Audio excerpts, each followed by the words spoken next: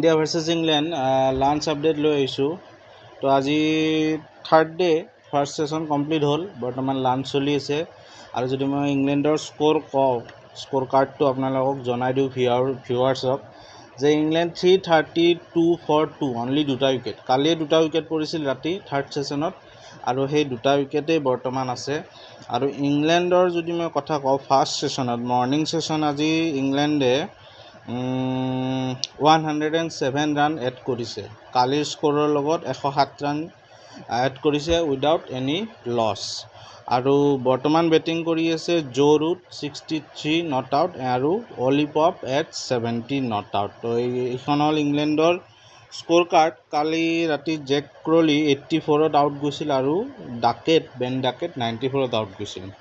তো বৰ্তমান ইণ্ডিয়াৰ কাৰণে খুবেই কঠিন হৈ পৰিছে, মুস্কিল হৈ পৰিছে মেটছখন। এতিয়া কেনেকৈ আগবঢ়াই নিব ইণ্ডিয়াই, কেনেকৈ এতিয়া জিকিবৰ কাৰণেতো যোৱাটোৱে টান হৈছে, ইণ্ডিয়াত ড্ৰ কৰাটোৱে টান হ'ব। তো ইণ্ডিয়ান বলাৰে কামবেক কৰিব লাগিব, এনেকৈ হ'লে নহ'ব। ছিৰিজটো আল্টিমেটলি হাৰিব, এইখন ডু অৰ ডাই মেটছ। আৰু পাৰফৰ্মেঞ্চ যদি মই কওঁ, তো বুমৰা উইকেটলেছ, এইখন টেষ্টত বুমৰা উইকেটলেছ। আৰু এয়া আৰু অঞ্চুল কম্বজে এটা উইকেট পাইছে আৰু ৰবীন্দ্ৰ জাদেজা এটা উইকেট পাইছে, যোন 2টা উইকেট কালি গৈছে। বাকী মহম্মদ চিৰাজো উইকেটলেছ। আৰু এটা বস্তু ইণ্টাৰেষ্টিং, ৱাশ্বিংটন সুন্দৰ অনলি 3 অভাৰ। তো এতিয়ালৈ ৱাশ্বিংটন সুন্দৰে অকল 3 অভাৰ বল কৰিছে, তো সেইটো চাবলগীয়া হ'ব। আৰু শাৰ্দুল ঠাকুৰে 6 অভাৰ বল কৰিছে, বাট ন' উইকেট। তো এইটোৱে আছিল লাঞ্চ আপডেট। এতিয়া ইণ্ডিয়াই জল্দি ইংলেণ্ডক যিমান সোনকালে পাৰে সিমান সোনকালে অল আউট কৰিব চেষ্টা কৰিব লাগে, কাৰণ অলৰেডি এতিয়া ইংলেণ্ড মোটামুটি অনলি 26 ৰানতহে পিছ পৰি আছে। তো 26 ৰান বনোৱাৰ পিছত ইংলেণ্ডে লিডত যাব। এতিয়া লিড যদি বহুত হৈ যায়, 200 মান লিড হৈ যায়, যদি ইংলেণ্ডে আৰু 200 ৰান এড কৰে মিনিমাম, তো it will be difficult for India. তো এইটোৱে কথা। আৰু ইণ্ডিয়াৰ এইখন মেটচ জিকাটো দূৰৰ কথা, ড্ৰ কৰিবও টান হৈ যাব। আল্টিমেটলি মেটচখন হাৰিলে ছিৰিজটো হাৰিব। তো এইটোৱে কথা আছিল। আৰু ইণ্ডিয়াৰ বলাৰ্ছখিনি এতিয়া পাৰফৰ্ম কৰিব লাগিব। আৰু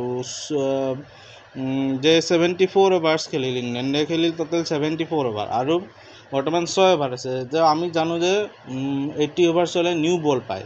তো নিউ বলৰে যদি ইংলিছ কণ্ডিশ্যনত কিবা মুভমেণ্ট পায়, চিমিং মুভমেণ্ট, বা যদি বল চুইং হয়, তেনেহ'লে ইণ্ডিয়াৰ বলাৰে সেই বস্তুটোৰ এডভান্টেজ ল'ব লাগে বৰ্তমান।